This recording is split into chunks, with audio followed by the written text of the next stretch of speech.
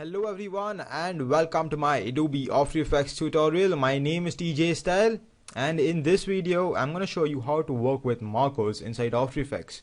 So it doesn't matter what kind of work you do, whether you are into high-end compositing or animation or motion graphics, or if you just use After Effects for video editing, there will come a time when you want to mark things in your timeline. And we use markers for that. If you are watching my Premiere Pro beginners course, then I've already explained what markers are, and it's basically the same concept, but there are a few changes inside After Effects. So I have this motion graphic setup right now, very simple one. I've just got a welcome text, I've got some twitching, I change this to everyone, and simple little animation. So basically I want to mark where the twitching starts. So for that I can place my CTI where I want the marker to take place, or where I want to drop the marker, and hit the asterisk key. Now the asterisk key can be found on your numerical keypad, for those of you who do not know. If you're working on a laptop, then I would suggest that you go and buy a USB attached external keyboard, because the keypad that you have on your laptop won't give you those other keyboard shortcuts like the 0 key that helps us to RAM preview, the asterisk key, and lots of other things for calculations, adding in expressions. So it's better to work with an external keyboard if you're working on a laptop. Anyways, I'm working on a computer. Just hit the asterisk key and you would see that you drop in a marker over here. Now the one bad thing is that you cannot change the color of this marker, so it is going to stay gray, or if there is a way, I do not know that. You can basically do a double click and add in a comment. This is like giving yourself notes. So if I say start, and if I was to click OK, you can see I get a little note which says start. This is really good, and this depends on what layer is selected in your timeline. So you can see right now I just got one main layer or one main composition, and that was not selected when I created this marker. So if I move ahead in time and if I go to this place where twitching stops, just say around 5 seconds, right? And right now you can see my composition is selected. If I was to hold on the asterisk key, actually hit the asterisk key, then you can see my marker drops in on this layer. So if I was to take this and make it into a new composition, you can see I get that little marker transferred to my new composition as well. So that really comes in handy. Just gonna close this.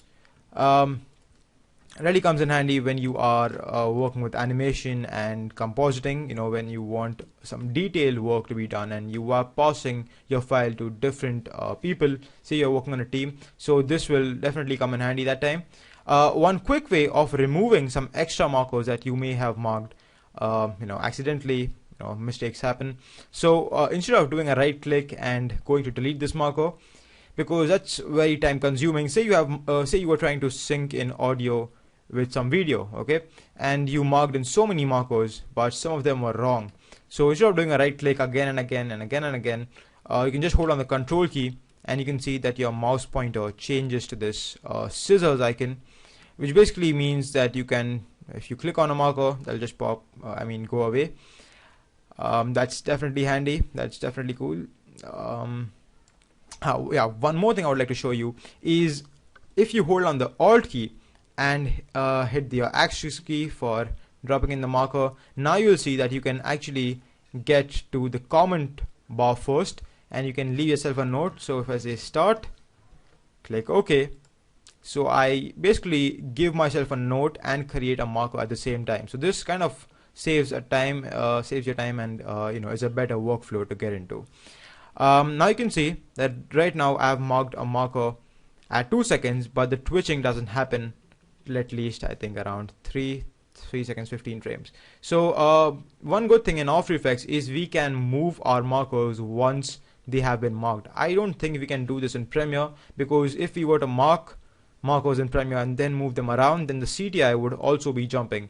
That behavior doesn't happen in After Effects. You can see I can click, if I click on different places, but what I'm trying to say is if I click over here somewhere, you can see my CTI doesn't jump.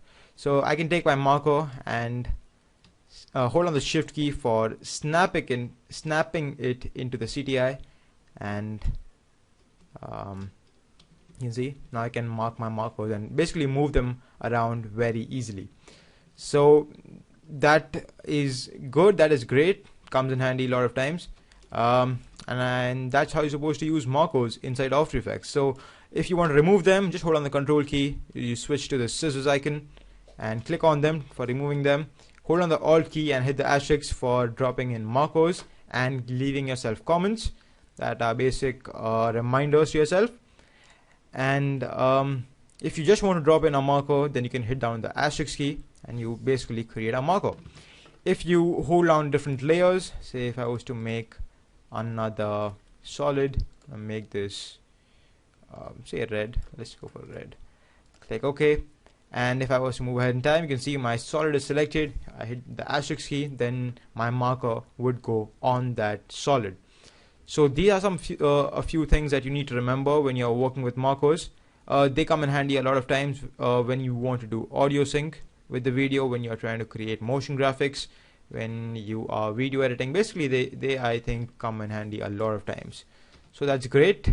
That's how you're supposed to use markers, and I will see you all next time. Thank you so much for watching, friends. Please subscribe to my channel, Tutorials for Graphics, and like my Facebook page. The link is gonna be in the description. Take care, and I hope you enjoyed and learned something today. I'll see you all next time.